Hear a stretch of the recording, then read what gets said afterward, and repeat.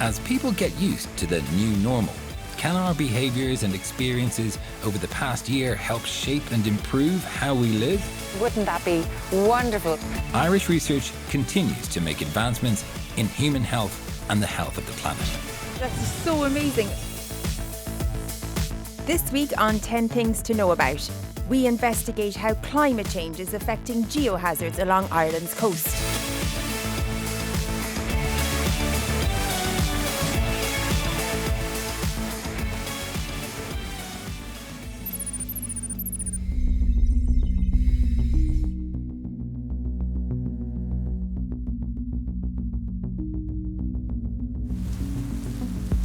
Mother Nature can be delicate, beautiful and awe-inspiring, but she can also leave a trail of devastation and destruction in her wake. Ireland's geographic position means we escape many geohazards. However, global climate change means we are still at risk. The names Emma, Ophelia and Darwin all have one thing in common.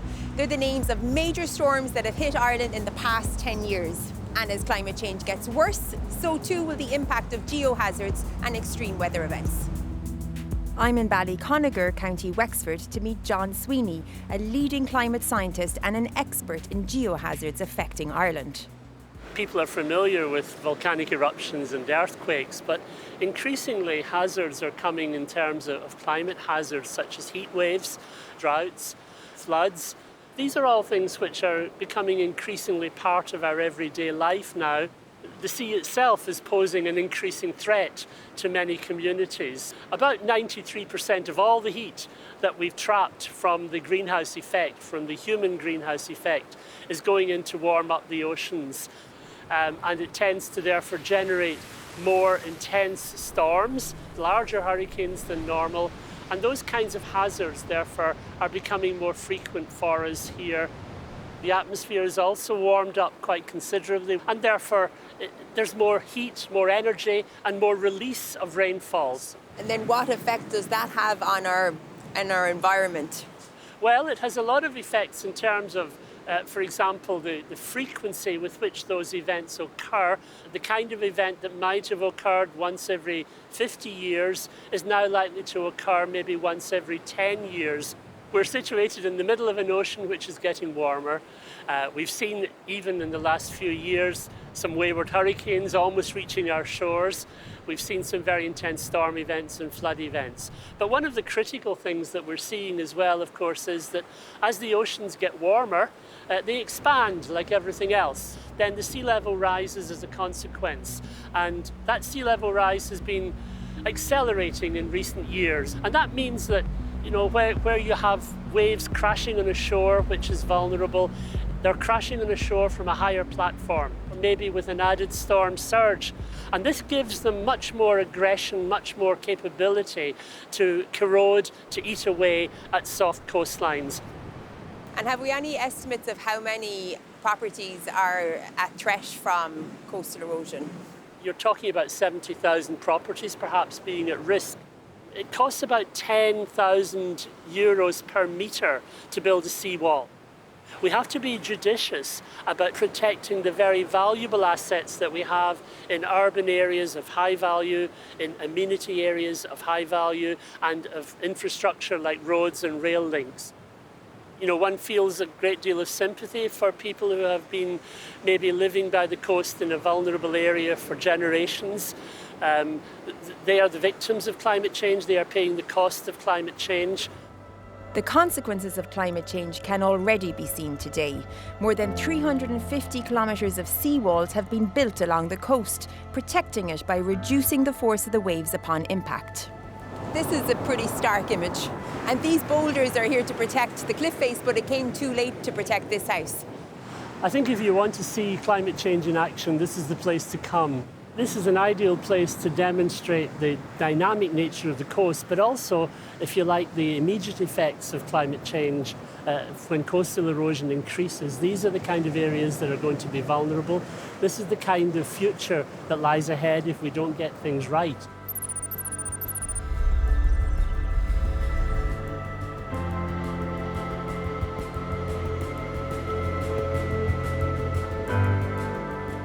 Brian Brian Barry's family has been living and working on the coast by Rosslare for generations. He has seen firsthand the severe consequences of coastal erosion.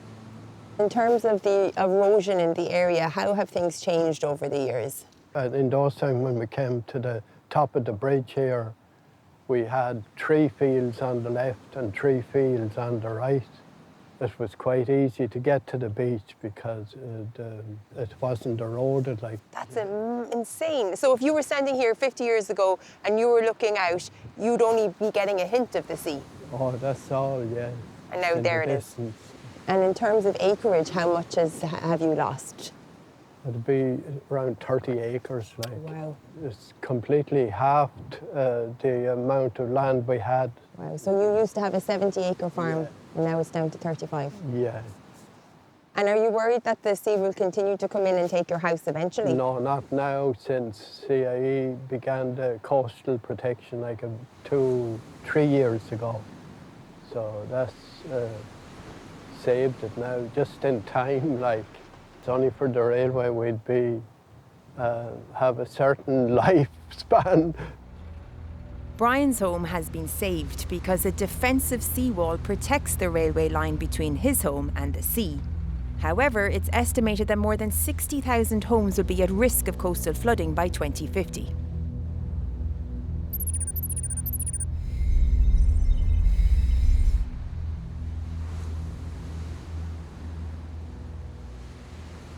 The IPCC have looked at 5 scenarios, and for 4 of them, they say we're not going to manage to avoid 1.5 degrees of warming.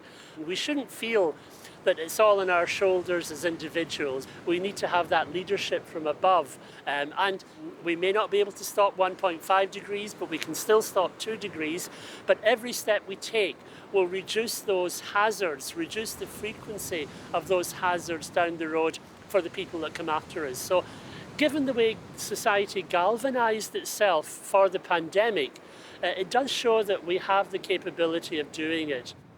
I have great hopes for the young people of today. They see the problem in much more simple terms than perhaps some politician or decision maker.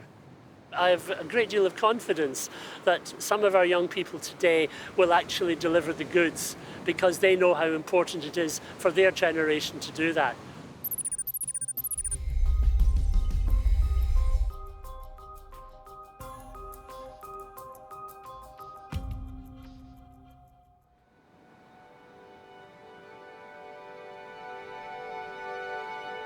As a small island on the edge of the wild Atlantic, it's really important for us to understand how vulnerable our coastline really is.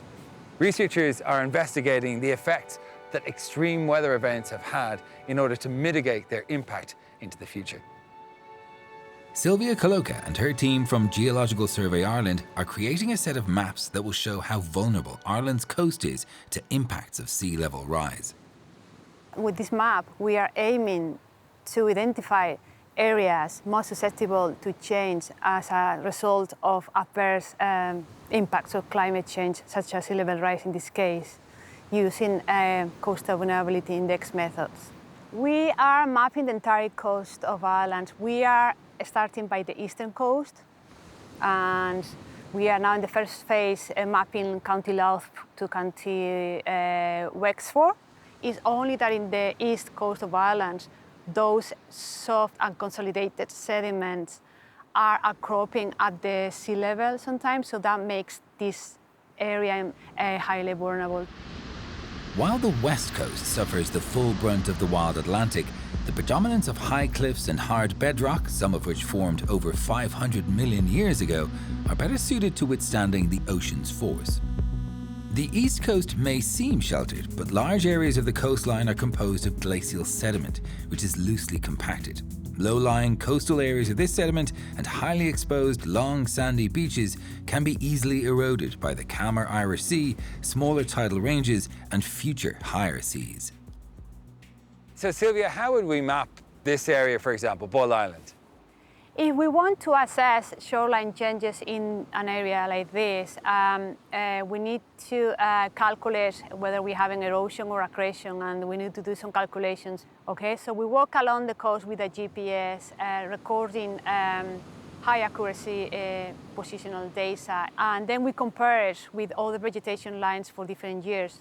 At the same time, we take control points, that they are reference points, that it will be used to compare the images. So once they overlap exactly, we can assess the variance of the vegetation, which is a proxy for the shoreline. You can sort of see an animation over the years as the How it's coastline moving back moves. and forward, Yeah. okay? So that's the idea. And then we use some tools that calculate the rates of change at every point as well from this data that we collect on the field. By analysing how vegetation lines have changed over the years, Sylvia can then understand how quickly an area is being eroded. The data gathered from the field surveys is combined with a host of other information, from aerial photographs to satellite data to cliff elevation models, to create the coastal vulnerability maps. The index will be like a thematic map showing ranges of vulnerability from low to high at every point of the coast, depending whether this particular area is more susceptible. What is this map going to be used for? This map can be used by local authorities, for example. So they use these results giving up this map for adaptation plans. So we are at a point where this map will help to prioritize and focus adaptation efforts. Let's say, for example, monitoring areas that they are likely to become more vulnerable, or just take action where we are seeing that the problem is happening right now. It's not all about how big is the hazard or the stress, or in this case, sea level rise. After all, it's how vulnerable we are to it. Right. And we cannot adapt if we don't know how vulnerable we are.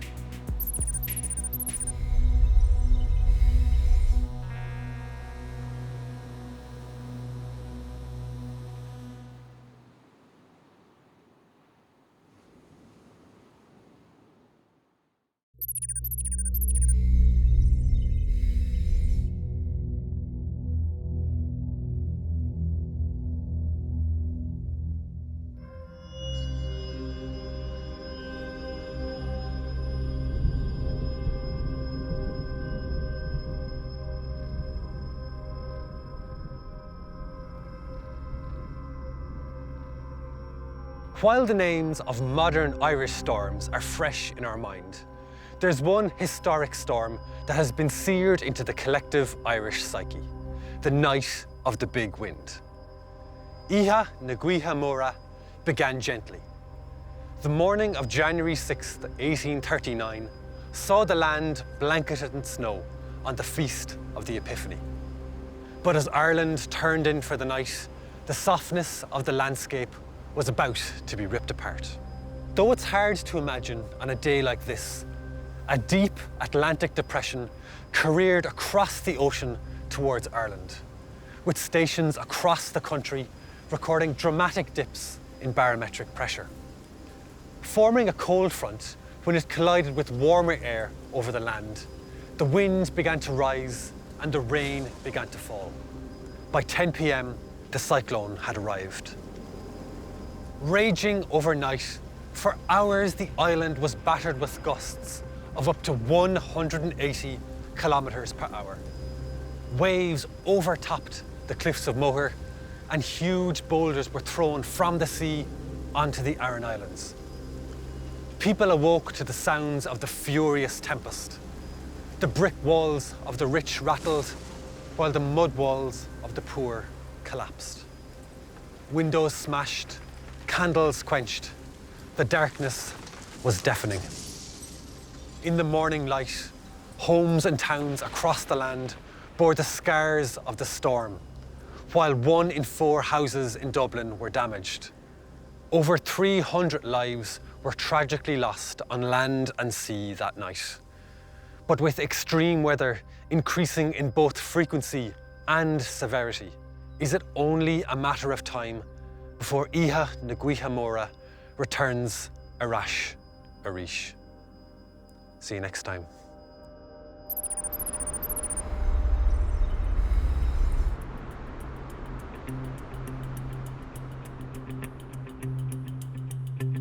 It's estimated the first farmers arrived in Ireland around 4000 BC. Every era since has left valuable traces behind, providing archaeological knowledge of how people lived long ago. Coastal erosion is putting some of those archaeological sites at risk.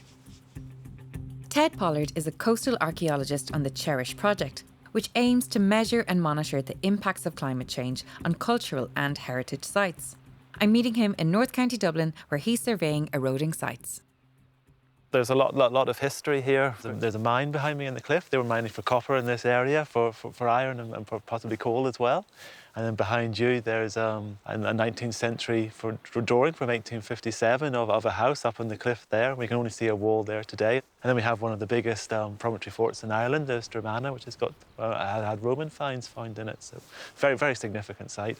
So we're doing a survey here over the next few days, just to get an assessment of how much is eroding away and what is eroding away. The collaborative project is examining 21 Irish and 13 Welsh sites that include prehistoric cairns, shipwrecks and monastic sites.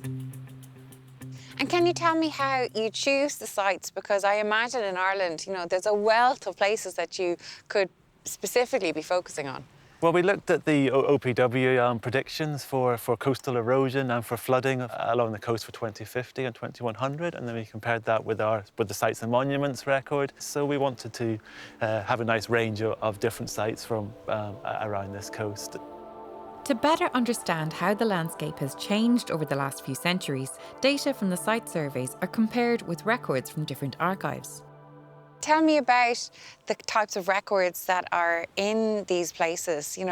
What can you look up apart from old maps? Yeah, well, there's the charts as well. The Admiralty would have drawn of this area. There's certain painters as well. When they're painting this coast, so we've got some of those images as well.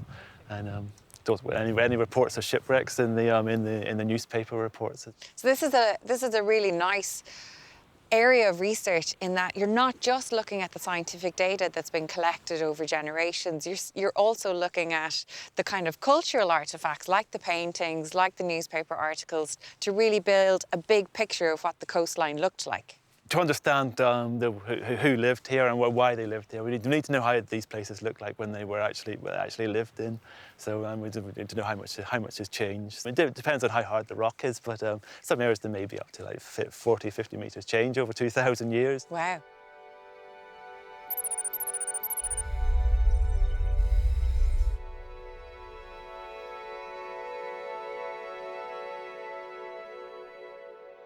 Cherish has 4 partners from across Ireland and Wales. Kieran Craven is the project coordinator for Geological Survey Ireland. What's happening now, and I think what we're beginning to see, is that while change is happening, the rate of change is increasing. This is it's a problem because sites naturally can respond to change. But when that rate of change increases, you then start getting change in one direction. We're seeing erosion occurring at many stretches of coastline. What Cherish is then interested in is what's happening in the near shore. And so we're able to apply new technologies such as drones and laser scanners to try and get a bit better picture of what's happening in the coast. And how exactly can we learn about climate change from doing all this coastal mapping?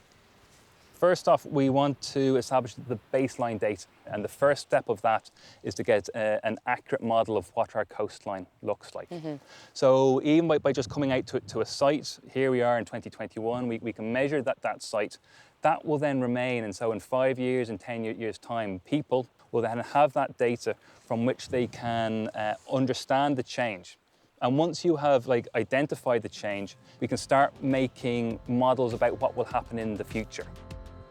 Kieran and his team have been conducting rapid coastal assessments along the south and east coasts. By recording data digitally, they can automatically update and populate a map to assess what the coastline looks like today. So the rapid coastal assessment then links in with the work of the archaeologists and work of the Discovery Programme, because they're looking at individual sites along the coastline. And if you look at a stretch of coastline like we have here, we have a rocky headland which is largely resistant to erosion, We have areas in here where there's much softer sediment where the erosion is happening. So even over the course of about 200 or 300 metres that we are here, we have areas that are eroding and areas that aren't. And the idea that the rapid coastal zone assessment is to record that change over shorter distances.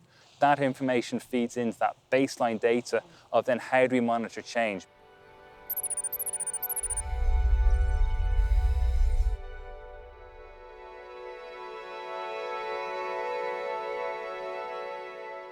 Changes to the coastline often occur after storms or bouts of sudden heavy rainfall. Part of the project is focusing on working with local groups to help monitor these changes. You've already got some really good interactions with communities living in coastlines as part of the project. From our point of view, one, it's very important for us to get that, that history and the knowledge of local people. So from our side, it's very important to hear the changes that is going on. It's important that the coastlines that we have, that Cherish are monitoring, that information feeds back into the community so that they can help to plan and to respond to changes that we've either seen or that we think is going to happen. So from what you're learning about the coastal erosion, is there anything we can do to protect these sites? It's a very difficult question because change is natural, change is normal, change happens. It's a big question of saying what is the best thing to do with these sites. I mean, do you relocate these sites further inland that protects the site? Do you just accept that they are lost to the sea, that it's natural and it's gone and that you lose the cultural heritage? And so one thing that I think Cherish is contributing to this is that we use a lot of digital techniques to record digitally what these sites look like now.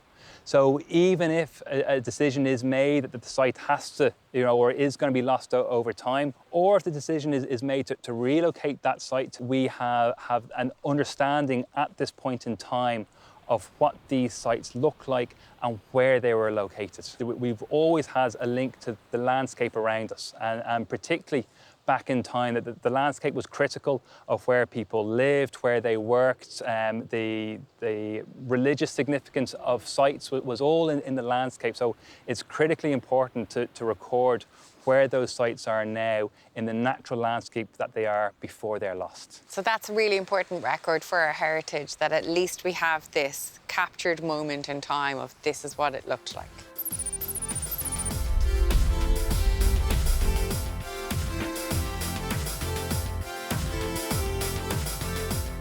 That's our 10 things to know about geohazards.